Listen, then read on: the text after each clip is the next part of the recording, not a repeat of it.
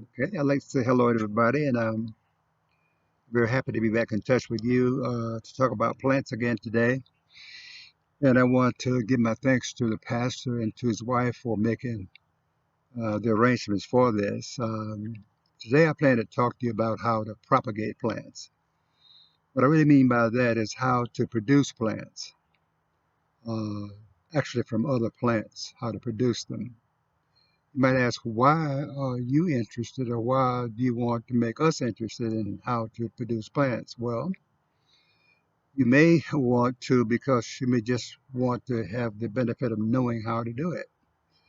You may want to because if you go to the store to buy plants, they're kind of expensive.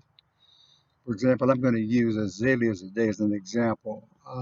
If you bought an azalea from the store, it probably cost you starting about maybe $8, $9 for a gallon plant. Uh, but the bigger reason for it is that, again, it puts you in contact with nature and how plants work, and there's so much satisfaction that comes out of that. I've been doing this for years, and I enjoy it, propagating plants. As I shared with Sister Perry last week, almost everything here in my yard started from little babies about maybe that long, called cuttings. I'll show you in a minute how to do cuttings. Uh, and they grew up over time. Of course, the ones that are 4 and 5 and maybe 6 and 10 feet tall have been there for a while. So I'm not telling you you're going to grow them 10 feet overnight, but it's a start. I grow them every year. And in fact, I've got some that I'm going to share with you that I grew last year. But I want to start you out by talking about how to do cuttings. And what I brought along here to start you out with are some clippings that I've already taken from some plants. And I want to give you some idea about what they look like. These are clippings that have been taken from a plant. I took them this morning. I took them from an azalea plant, and I'm going to just pull out one here and sort of talk from this one. All of the rest of them in this container here are the same. Uh, so if you were going to do cuttings that would eventually grow into plants, and let me maybe motivate you to stick around and watch the video, is that they can actually grow into plants this size. This plant is probably somewhere between 3 and 3.5 years old. So in about 3 or 3.5 years, you can have the cuttings that we're going to talk about today grow into plants that big. And again, the incentive may be that you don't have to go to various stores. I won't call out any name because I don't want to mess anybody's business up. But you can make your own plants. And I suppose you probably get a great deal of satisfaction out of doing your own plants and you can share them. Um, what I actually did was went to an azalea plant and cut a piece off this long. Now, we don't want to work with something this long, and I'll explain to you in just a reason why. What happens is my wife, Bertha, usually takes the cuttings for me, and we'll start out with 200 or 300 of them. So I will usually start with a piece of cutting about that long, okay, which is about 2.5 to 3 inches long. There's a reason why I limit the size of it. If you try to get too greedy and root one, let's say that long, it's harder to do, okay? It takes longer, and quite frankly, might not even take at all. But at any rate, you take the first 2 or 3, maybe 2.5 inches of cutting off the top of a plant. So if you've got azaleas in your yard, I'm using azaleas as an example, and you want to make more of them, then you would take a cutting from the very top of them. And there's something special happening at the top here that's not happening down at the bottom or even the bottom part of the plant that I cut it from. This is where growth is active. I'm going to give you a fancy name and I want you to just forget about it because I don't want to get into using names and discourage you because you don't have to know names. My mother was good at this, and what she would say, the top of the plant, that's okay, but it's called the apical part of the plant. part that's at the very top. So what we want to concentrate on is working with the apical part, and of course the bottom part is what we want to root eventually. After we take a cutting, if we make a cutting from the top of a plant that you have in your yard already. Let me just pause and say the good thing about taking cuttings from plants that you already have is the offsprings, or whatever you're going to wind up rooting, is going to be exactly like the plant that you took it off of. Sometimes people say, I really love that plant. I wish I had more of them. Well, one of the ways you can get more of them is to take a cutting from the top of it, like I've taken from the top of the azalea that I cut this off of. And I know that the offspring is going to be just like the parent. Same color, same shape, same everything. You might say, well, Brother Williams, why are you making so much of that? Well, if this plant were grown from seeds, it may turn out to be any color, any shape, any form, because there's something happens when they're pollinated that brings some strangeness into the plant. It doesn't have to, but it could, and you'll be disappointed if you're looking for a specific offspring. In this case, this plant here, this is an azalea, and it's called a George Tabor. If I wanted a George Tabor, and I believe it's white, then I would cut it off of a George Tabor parent, and that's what I would work with. The first step is to pinch the top out of it. So it has a little top here. Pinch it out. Now, if you knew what happened when I pinched the top out of it, you probably would be discouraged, but I'm going to tell you. This happens to be a plant that's in the process of making a bud for a flower for next spring. I got thousands of them, so I don't mind sacrificing this one. In other words, if you look up here, you'll see it trying to make a bud, and eventually Mother Nature covers that bud up, and next spring it'll open up and you'll see the beautiful azalea blossom. I have to take it off of here because if I don't, the plant will devote most of its growth and attention to here and won't develop the roots that I need. In other words, what I want this plant to do is to develop some roots. If I leave the top in, Mother Nature devotes its attention to the top, and the bottom probably would never root. So your first step is to take the top off of it, okay? Eventually throw it away. And then strip all but about 3 leaves. Just strip them off like that, okay? But about 3 leaves. The reason for that is you don't want this plant struggling to get roots and trying to feed all those leaves at the same time. Mother Nature is busy all the time, but excuse the expression, but she ain't that busy. She can take care of all of those things at the same time.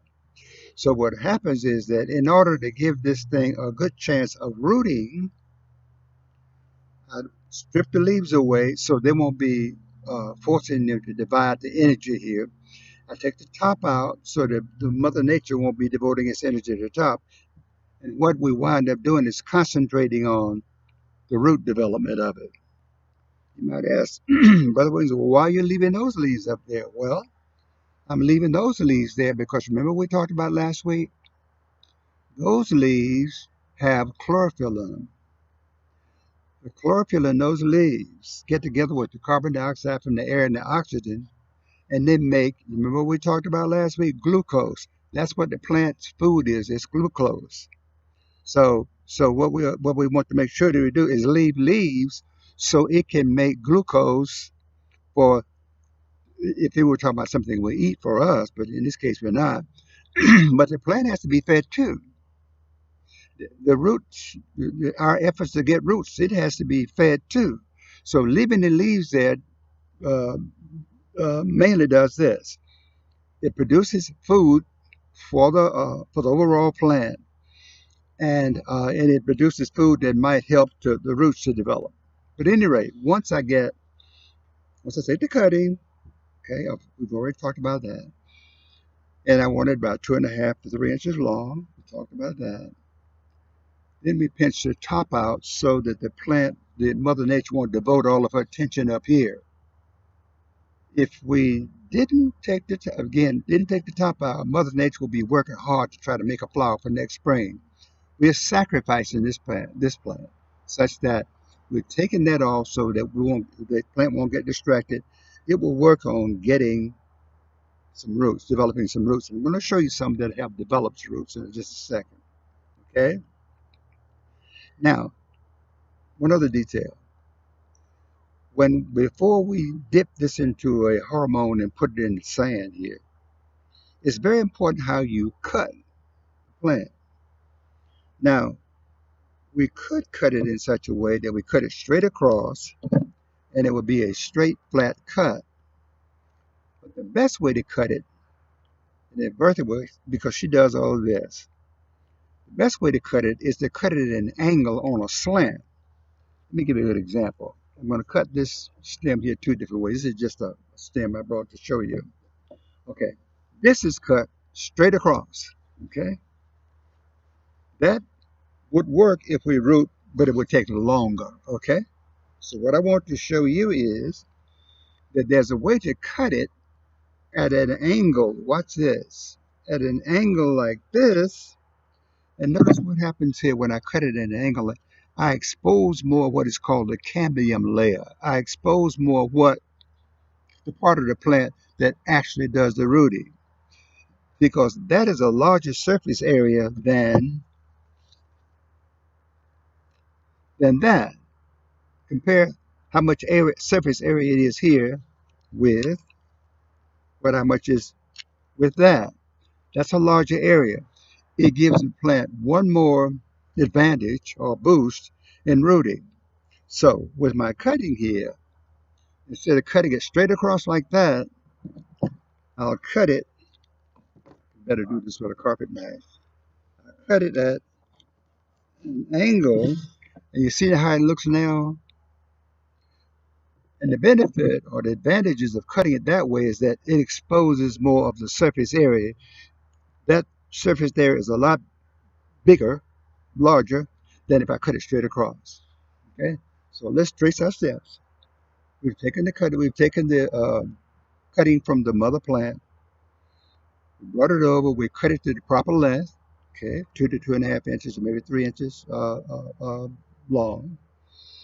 We pinched the top out, and the reason we did that, we don't want anything distracting from the development of roots. We pull the leaves away. Why do we pull the leaves away? The leaves would be hogging up the food and the water that comes up from the sand and from the hormone I'm going to put it in, and that would hamper the development of the roots. So our next step is to take, this is called, it's take root here, but it's actually root tone. It's a hormone.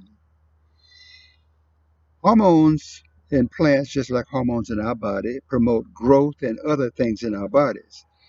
In this particular case, I put the cutting down in here real good. And you see how I leave the powder on the plant? That's the rooting hormone. What it does is it promotes and it has the roots to develop a lot faster than if I didn't use it. What I think you hear me saying is that I don't have to use this, but to accelerate growth and to make it faster, I use root tone. But please be aware that if you don't have root tone, that doesn't stop you from doing business. You can root them without root tone. You can just simply take a cutting and just stick it down in the sand. But if you wanted to root faster, you get some root tone. Now, it may be difficult to get my tray over here, but here's the tray over here in which I put my cutting, and I simply put it down into the sand like that. That's coarse sand, meaning big grain sand. Okay? The reason that I use big grain sand rather than small sand is small sand has a tendency to be too compact. And being too compact, it simply does not allow enough oxygen and air to flow through the sand, and it doesn't allow the water to go through as it should go through, because we don't want to have the plant's feet sitting in water, or that is to say, to flood it. We want the water to come through, keep the cutting wet, and go on out and drain on out to the ground. Okay? But this is the medium in which we do it. It's just coarse sand. You can buy it from your local stores. Probably cost you a couple of dollars a bag. If you like me, I'll wait until a bag is busted and I'll go over there and offer them $1 for it. And I'll get it. Sometimes I offer 50 cents and they let me have it. But I use coarse sand, and we put our cutting into the sand. Now, after a while being, depending on how the weather and the temperature and so forth, this particular cutting here will develop roots. Probably, I want to say, give you a good figure, 2 months, maybe 9 weeks, 10 weeks, it will develop roots. When they develop roots, it looks like this.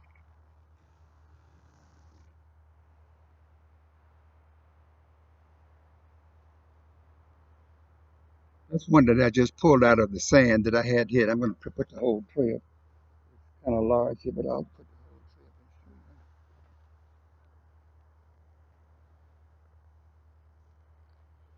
This is a tray of developed roots. All of these cuttings have roots. They were put into the medium just like I put the one in over here I showed you a minute ago. And after again, about maybe 8, 9, 10 weeks, they'll develop roots. And the roots are sometimes very robust. In this particular case, this is just kind of hard to pull out, and I'll show you. It's, see? Actually, two of them got stuck together. But they develop roots. Once they develop roots, you can then put them into regular potting soil and just wait. And in time, they'll get as big as the large one I showed you. We're talking about 2 or 3 years. Now, I'll show you what they'll look like after about a year and a half. They'll be about that size. But if you have patience and wait time, now these right here will bloom next spring. So you'll have them blooming, but they won't be as big as the one that I showed you to begin with.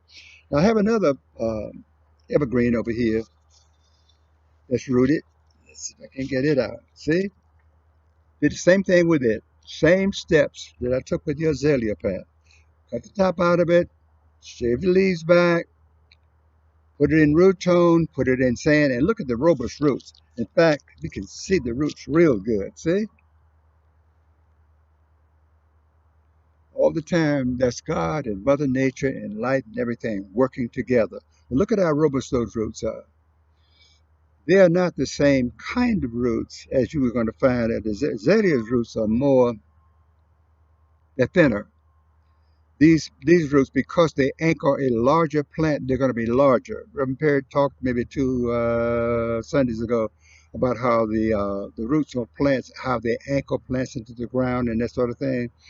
Well, anyway, you can see the roots develop here too. I've got one other cutting in here too I wanted to show you that I developed can't locate it right now, but it's a cutting from a coleus. Let's see if I can find it here. But here's a coleus plant, and I'll show you how what happens here. This is a coleus plant. Root the same way. Watch this. This is how I would do it. I pinch the top. I would just walk by and snap it off like that. I don't have to worry too much about pinching the top out here because coleus are not going to bloom. Therefore, they're not going to have anything happening up in here like the azalea did. Remember the azalea had the little bud trying to form up in there? Coleus don't bloom, so you don't have to worry pinching. But it does have what I call an axil bud up in here. I can come in here and pull this out, and that'll help it to root a little bit faster. But watch what happens here. Same process. Come along. Strip the leaves off. I'll leave a few more on the coleus because they just root so easily. For those folk who've done this before, they know that you can stick a coleus in sand, and what happens in probably about 6 days, you'll have robust roots on a coleus plant. Now, this may make me sound a little bit like a cheapskate, but I'll go to the store in the early spring and buy one plant. And I'll buy one that's pretty large. Maybe it's as large as the one that I held up for you. I'll hold it up again. I'll buy one this size. But if you notice, I probably can take about 30 cuttings off of that one plant. That's what I do. So I'll wind up with 30, and coleus grows so fast until a matter of maybe 2, 3 weeks, I have coleus up maybe uh, this tall, and I won't have to buy another one.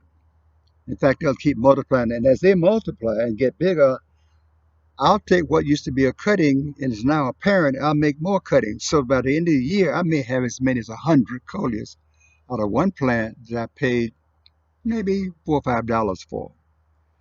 That should be an incentive to you. If you want a lot of plants in your yard and you really don't want to pay a lot of money for them, but at the same time get the benefit of understanding nature, I would suggest that you do coleus too, that you might practice with them. I have a pittosporum that's rooted the same way. Cut the top out of it, shake the leaves back. Pittosporum don't have an axil bud up in here, so I don't have to worry about that. I don't have to worry about pinching the top out. I just simply leave about 3 or 4 leaves, and in about maybe with that probably 2 months, I'll have good roots. Uh, Now I talked about pinching the top out of this uh, plant. I'm gonna get another one so you can see. Okay? Keep in mind what's happening. Mother Nature is trying her best to get this bud, get this flower developed before frost. The reason this thing is sort of behind, it's not real developed because I cut the plant late, and it takes time for that bud to form, but it's trying to form. Okay. Now, when it does form, Mother Nature wraps something around it called a calyx to keep the cold and the frost so it won't get frostbite. A better example is here. I think it's a better example. And I showed this to Sister Fairy last week. This is a sasanqua, okay? Sasanquas are related to camellias. They're like sisters, okay? Notice that sasanqua, by the way, are blooming now. Notice the sasanqua blossom. Here is something that was about. Of course, I cut it off. It probably won't bloom now, but this is going to be a blossom in about would be have been a blossom in about maybe 2 weeks. This part, this pretty part you see here, is tucked down into here right now. Mother Nature's got it cramped, tucked out, and when the time comes, Mother Nature opens up that green part, opens up, and what you find coming out of it is this beautiful flower. And look at how ornate it is. Look at the throat of it. Okay? And what you see around in here is just Mother Nature, God really showing how beautiful his handiwork is. You can really see it with this one. Look over here. There are other buds. Everywhere where there's a bud, there was going to be a sasanqua blossom. Sasanqua, again, are related to camellias. Camellias running a little bit behind sasanqua in terms of their blooming. But I make the point is that why I put so much emphasis on this is that it takes time to form the bud, which then eventually turns into a flower. If you have azaleas, do not do anything that I've told you to do today or tried to explain for you to do today. Don't do it after July 1. Why? Because after about July 1, that plant starts to working on a blossom. And if you take your cuttings after July 1, you're really going to be destroying Mother Nature's blossoms. You're not going to have azaleas next spring. So I don't want you to come back and say, Brother, you explained it to me, but next year my azaleas in bloom. Well, I'm telling you that if you're going to do cuttings like we've talked about here, that's November what? What's today's date? November 9th. It's November 9th now. Way behind the time when you should take cuttings. I only took these for the purpose of trying to talk and show you, but if you really want to do this next spring, take your cuttings before July 1. Actually, I would suggest taking them before June 22nd or 23rd. I'll tell you about that in just a second. You have plenty of time to do that because your azaleas are probably going to bloom anywhere from the middle of March, maybe up to about the middle of April. They will have bloomed. When they bloom, they'll put out some new growth. That's growth that's green like that. They'll put out new growth. That's the time you want to cut them back if you want to propagate. If you want to do what we did today, get you some new azaleas that look just like the parent.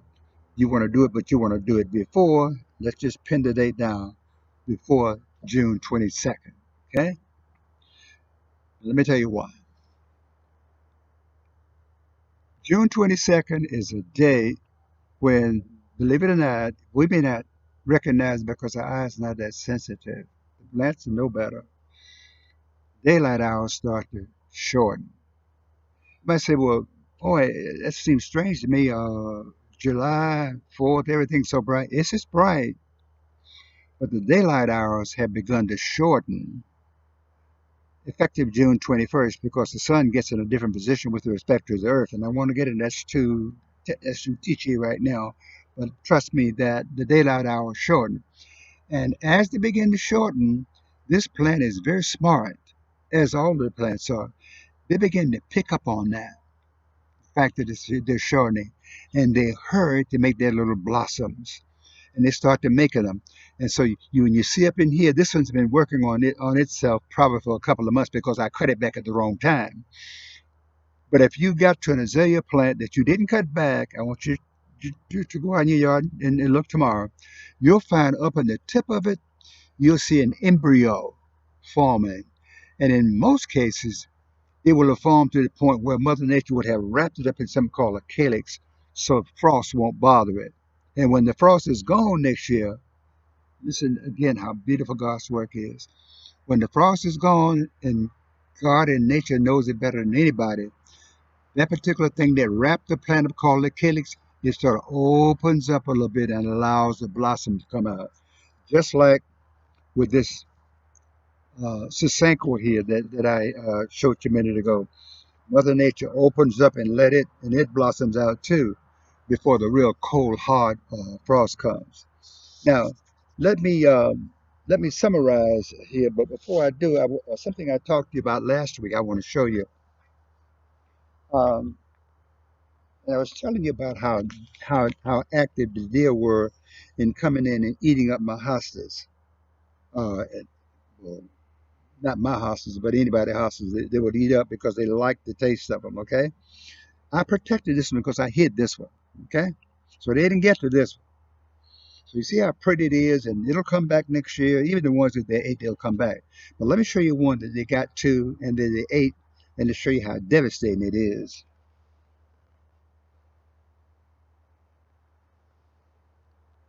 The one that I'm holding here looked just like the one I just held.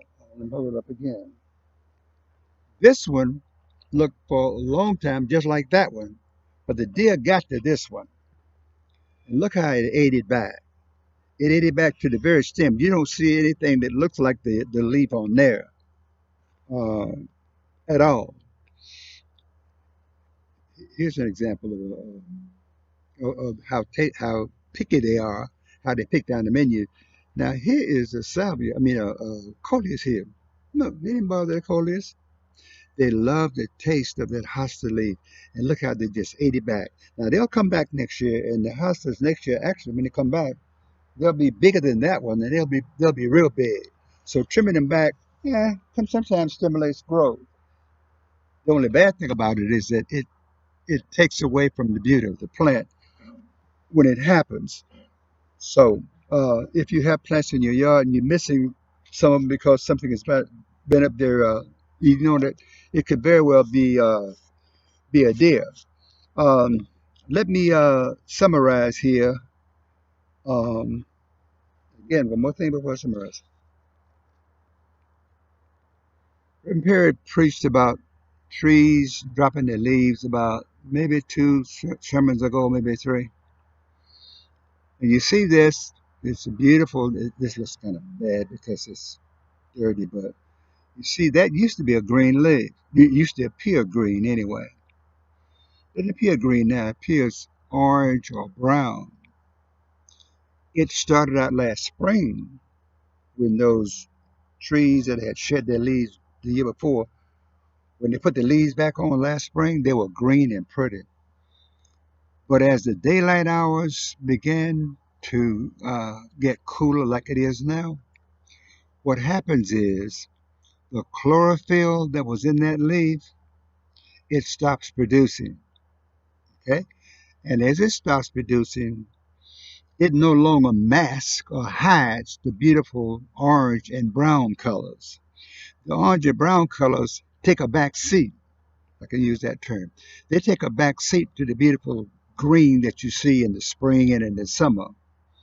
And when the cold comes and diminishes the chlorophyll and the green color goes away, then these colors show through. Some people ask, where do those colors come from? They're there all the time, but they're being dominated by, masked by, by the chlorophyll. And eventually, because, going back to last week's lesson, because the chlorophyll goes away, no more food. No more food, the leaf dies. The leaf dies, it eventually falls off of the plant. That's what you call deciduous plants. But there's no reason to panic because guess what? Next spring, Mother Nature from that same plant will put out some beautiful set of new leaves. And the only thing that's different about it then is that the green dominates again. The green comes on the scene, and everybody loves the green look as well. Let me trace what I think we've talked about. And I appreciate, again, your listening and your viewing.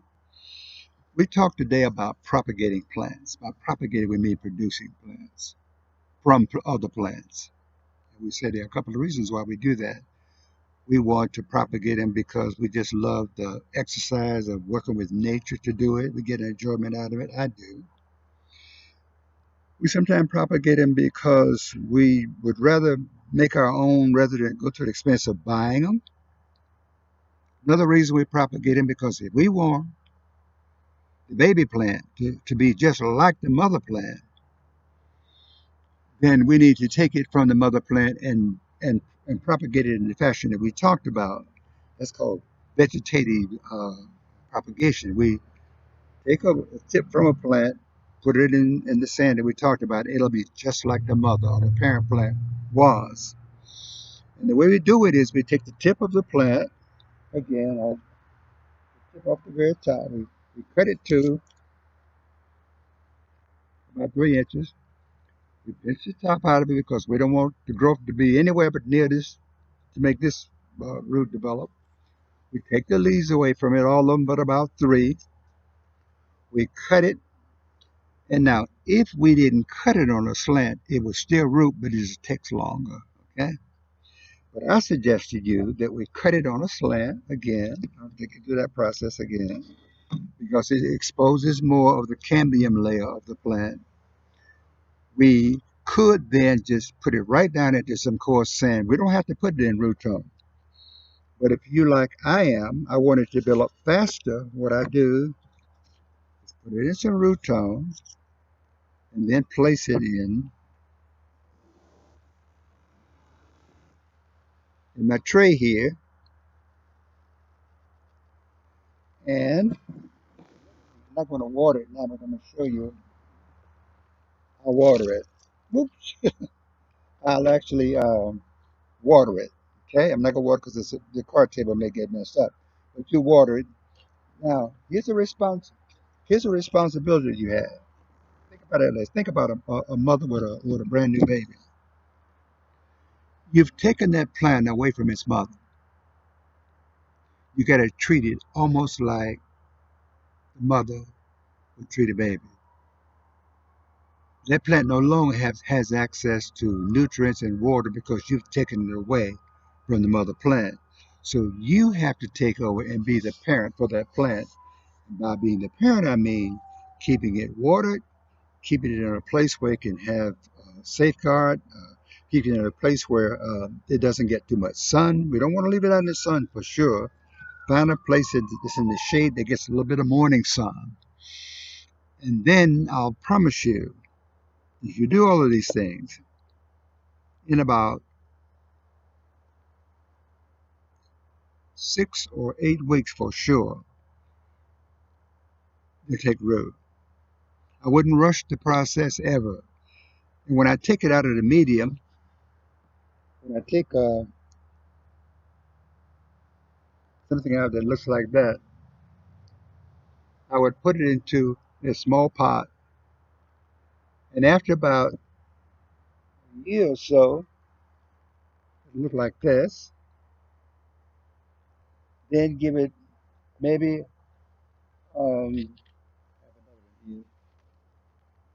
about 3 years. It'll look about like this. Now, you see how leggy that plant is? If I didn't want that plant to be leggy and tall like that, all I do is pinch the top out of it.